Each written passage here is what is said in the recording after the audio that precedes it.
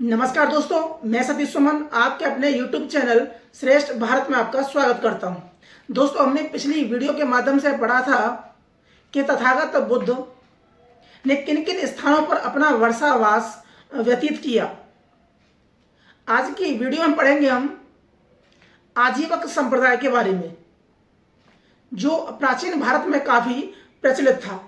उसमें पढ़ेंगे हम कि उस संप्रदाय की यानी कि आजीवक संप्रदाय की स्थापना किसने की, यानी कि उसके संस्थापक कौन थे, उस संप्रदाय के सिद्धांत क्या थे, आखिर यह संप्रदाय भारत से विलुप्त कैसे हो गया, क्यों इस संप्रदाय के लोग विवाह से पूर्व स्वच्छंद यौनाचार पर विश्वास करते थे, यानी कि फ्री सेक्स पर विश्वास करते थे।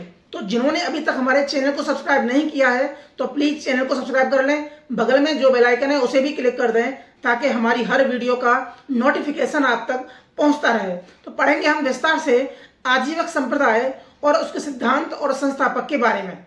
यह संप्रदाय प्राचीन भारत के 6 प्रमुख नास्तिकवादी संप्रदायों में से एक था।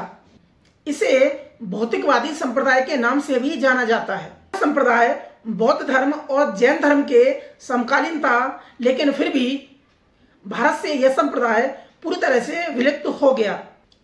अब बात करेंगे इस संप्रदाय के संस्थापक के बारे में। तो इस संप्रदाय यानी कि आजीवक संप्रदाय के जो संस्थापक थे, मक्खली गोसाल को माना जाता है।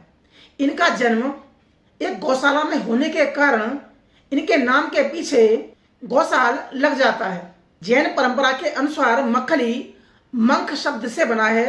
मंख जो उस समय एक समुदाय था जिसके सदस्य भाट जैसा जीवन व्यतीत करते थे। मक्खली गोसाल भी अपने आप को इस संप्रदाय का 24वां तीर्थंकर मानते थे। जैन तथा बौद्ध ग्रंथों में भी इस संप्रदाय के इनसे पूर्व सदस्यों का उल्लेख किया गया है, यानी कि मक्खली गोसाल से भी पहले तीर्थंकर का उल्लेख जैन तथा बौद्ध ग्रंथों में किया गया है, जिसमें किस संकिच्छ और नंदकच्छ प्रमुख थे। जैन धर्म के ग्रंथ भगवती सूत्र में भी 12 आजीवकों का उल्लेख किया गया है। हमने पिछली वीडियो के माध्यम से पढ़ा था कि मक्खली गोसाल महावीर स्वामी के शिष्य थे। दोनों लोग नग्न रहते थे, यानी कि महावीर स्वामी ने भी वस्त्रों का पूर्ण रूप से त्याग कर दिया था और मक्खली गोसाल भी नग्न रहते थे। जहां महावीर स्वामी नग्न रहने के बावजूद पूर्ण रूप से ब्रह्मचर्य में विश्वास करते थे, वहीं मक्खली गोसाल विवाह से पूर्व स्वच्छंद यौनाचार में विश्वास करते थे, यानी कि फ्री सेक्स में विश्वास करते थे। इसी विषय को लेकर दोनों में मतभेद हो जाते हैं और मक्खली गोसाल महावीर स्वामी से अलग होकर एक नया संप्रदाय बना लेते हैं, जिसे आजीवक संप्रदाय के नाम से जाना जाता है। अब पढ़ेंगे हम कि इस संप्रदाय के यानी कि आजीवक संप्रदाय के प्रमुख सिद्धांत कौन से थे। हम पढ़ चुके हैं कि इस संप्रदाय के लोग नग्न रहते थे और हाथ में डंडा लेकर प्रव्राजकों की तरह घूमते रहते थे। वे कर्म के सिद्धांत में विश्वास नहीं करते थे, यानी कर्म के सिद्धांत को नकारते थे। उनका मानना था कि सब कुछ पहले से ही तय होता है। वो अपने सिद्धांत को नियतिवाद के रूप में मानते थे। इनका ईश्वर, पुनर्जन्म एवं कर्मकांड में बिल्कुल भी विश्वास नहीं था। इस संप्रदाय के लोग भविष्य बताकर जीवन यापन करते थे। आजीवक संप्रदाय को नियतिवाद कहा जाता है। इसके अनुसार संसार चक्र नियत है, वह अपने क्रम में ही पूर्ण होता है। मनुष्य की सभी अवस्थाएं नियति के अधीन होती हैं।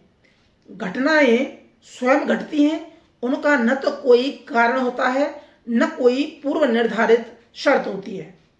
सभी भूत जगत, प्राणी मात्र आदि परवश और नियति के अधीन है। संसार में सुख और दुख बराबर हैं।